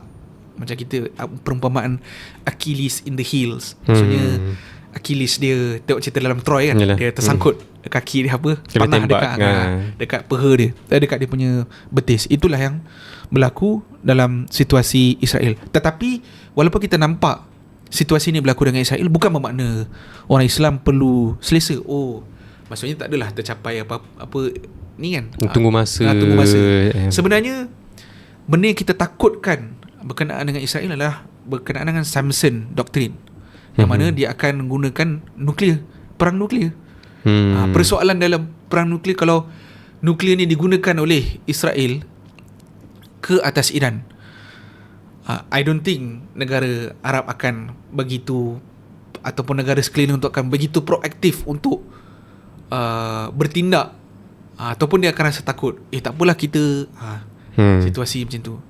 Jadi Israel kita nampak dalam situasi yang tak memihak dengan dia. Untuk dia jadi keterpaksaan, keterdesakan tu, mungkin dia akan guna nuklear. Bahkan waktu perang Gaza dulu pun beberapa menteri-menteri di Knesset pun push untuk gunakan nuklear. Betul. Bayangkan situasi Gen Z di situasi Gen Z di dalam Israel. Kena tahu berkenaan dengan data ni, berkenaan dengan Gen Z dalam Israel, satu survey yang dibuat oleh Midgam Research Institute for Israel, dipublish di channel 12 Israel. Report pada tahun Februari baru ni 2026 menunjukkan 75% Israel yang first time voters identify diri mereka adalah sebagai extreme right wing, maksudnya paling kanan. Dengan lagi tinggi daripada 68% iaitu veteran voters. Maksudnya mereka identify them as a Israeli, tapi maybe dari sudut Messiah tu it depends. Tetapi yang akan menjadi lanskap politik masa hadapan Israel adalah mereka yang berfikir tentang this extreme religious Zionist, very culprit. No, not I would say culprit, tapi memang very extreme kepercayaan kepada Messiah, meruntuhkan Masjid Al-Aqsa. Itu adalah lanskap politik Gen Z akan datang. Dan kita akan berhadapan dengan that kind of generasi kita. So mungkin perang ni takkan habis dan akan tetap berpanjangan. Tetapi kita kena tahu bahawa latar rakyat yang menjadi konsensus adalah mereka yang mengharap Messiah itu turun dan juga terdirinya kerajaan Israel. So dia akan go to the extent of like Samson lah. So kalau aku terbakar, aku pun nak kau mati sekali. So Israel akan dia membina Israel Raya tu, dia akan membina di atas, dia tak makmur pun, negara dia pun tak makmur, tapi dia akan membina kemungkinan dengan last resort tu adalah perang nuklear. Dia akan membina kerajaan tu di atas debu-debu perang lah, macam tu. Dia macam saya teringat juga bila disebut tentang Gen Z tu. Ada beberapa analisis yang saya tengok kat luar sana, perang yang dipaksa oleh Israel untuk berlaku ni, dia seolah-olah macam ada satu kumpulan, dikatakan ada satu kumpulan yang dalam kepala mereka logik berkaitan dengan politik, ekonomi, ketenteraan, keselamatan, semua tolak tepi. Yang datang nombor satu adalah kepercayaan mereka tentang keperluan untuk membina negara haram, membina Israel Raya. Betul. Mendukung Masiah datang. Betul. Dia macam tak apalah, langgar semua logik. Jalan je. Asalkan niat dan juga impian kita untuk kedatangan Masiah ni datang juga. Cuma saya tak sangka rupanya majoriti daripada kumpulan tu daripada Gen Z mereka. Gen Z. Oh, okay, macam dia berbeza pula dengan Amerika. Kalau mereka yang beragama Yahudi, maksudnya Gen Z Yahudi, dia orang tak nak associate dengan Zionis majoriti. Cumanya hanya di dalam Israel saja yang maksudnya di dalam Israel yang berfikiran macam tu lah. Maksudnya majoriti. Memang that is the consensus yang berlaku. Lunaticnya memang gila. Kalau kata, kalau nak kata, kalau Trump kata kita nak handle with this lunatics, macam dia refer to this, kata ekstremis agama iaitu Iran, itulah satu lunatic. Kau tak tengok, you don't see yet apa benda yang berlaku dalam Gen Z Israel, Christian Zionism, Zionist yang semakin mendapat tempat. Sebab tu saya menarik dalam situasi ni, Israel dalam on the path. Dia nak identify diri mereka, identiti mereka as a Israel, ataupun lebih tepat adalah Judea Samaria. Tarik balik waktu zaman dulu. So tarik balik ke zaman biblical. That is the end game. Jadi sebab tu diorang dalam, kalau baca banyak berita Israel dalam bahasa Hebrew, diorang tak cakap tebing barat is tebing barat. Diorang dah mula term nama tu adalah Judea. Betul. Jadi mereka nak go to that extent. Sebab tu percanggahan, satu division tu adalah existential of Israel tu satu benda, tapi benda yang dalam lagi dalam Israel tu adalah pertemuan di antara mereka. Yang veteran ni maybe diorang kata politically Israel, Zionism, kewujudan Israel, tetapi dia ada lagi ekstrim on top of that yang tak bersetuju dengan these voters. I don't think kita dah patut ni kita pergi kepada Judea Samaria. That is the reality untuk masa akan datang, because banyak Gen Z yang di Israel berfikir macam tu. Okay, baik. Ini satu analisis yang saya rasa nampaklah bagaimana ekstrim yang kita selalu tak nampak perkara tersebut. Dan ialah media dia takkan cover benda-benda tu kan. So kena baca banyak angle, kena baca banyak angle lah, situation dan sebagainya, barulah kita nampak these are the type yang in the future kita akan berhadapan dengan generasi macam tu. Jadi bila kita nampak macam ni, situasi negara Arab dia kena be very alert lah. Ya, betul. Sebab Israel dah mula melahirkan satu ekstremis yang memang gila, lagi ekstrim daripada mana-mana religion dalam dunia ni. Wak Iman, saya rasa bash Netanyahu pun lagi tak seperti ni. Ni memang lagi jahat lah. Lagi jahat. Apatah lagi bila sebut negara-negara Arab ni, saya tak yakin diorang ni boleh katakan macam ni mampu untuk counter. Ya, betul, untuk counter. Betul. Gen Z mereka pun macam, betul. Yalah. Walaupun kita Netanyahu, this line up Naftali Bennett, maybe he's a 40 that Gen 40 not millennial. I don't think millennial. It's a Gen X atas ke atas kan. So bila mana itu pun dah, maksudnya ialah Gen Z datang daripada diorang. Tapi bila diterapkan oleh rabai yang ekstrim dan juga pemimpin-pemimpin dah mula ke arah situ, yang akan mula untuk melaksanakan tu Gen Z lah. Yalah, betul. Sesuatu projek yang lebih besar yang mereka sedang laksanakan. Ya, betul. Okay, baik. Terima kasih Cik Nabil atas satu perkongsian yang saya rasa sorry lama. Tak apa, dia satu, saya pribadi saya kata satu perkongsian yang kita nak dapat benda tu daripada akhbar-akhbar tempatan pun tak di cover benda tu. Bahkan kalau kita tengok akhbar-akhbar international pun apatah lagi kan, memang dikawal naratif dan juga info-info yang berlaku benda tu. Tapi daripada analisis inilah baru kita nampak keperluan untuk kita, pertama sekali, pembangunan capability ummah tu sendirilah. Penyatuan dan juga bagaimana ummah tu bersiap untuk kehadapan. Dan saya rasa ada satu lagi based on analisis yang terakhir yang tadi Cik Nabil sebut tu, iaitu generasi kita. Kita nak lahirkan bagaimana, sebab kita akan berhadapan dengan satu musuh yang dalam kepala mereka ni tak lain tak bukan, saya macam mana cakap, haiwan pun tak suka mereka lah. Betul. Dia lagi lunatic daripada haiwan. So bagaimana generasi kita hari ni lah, Wa'imah kita dekat Malaysia pun, kalau kita tengok generasi kita yang ke depan pun, adakah mampu untuk menandingi mereka? Betul. Sebab saya peribadi, saya kata kita tak boleh rasa selesa. Betul. Mungkin hari ni ada lahiran, kita tak tahu esok siapa seterusnya kan.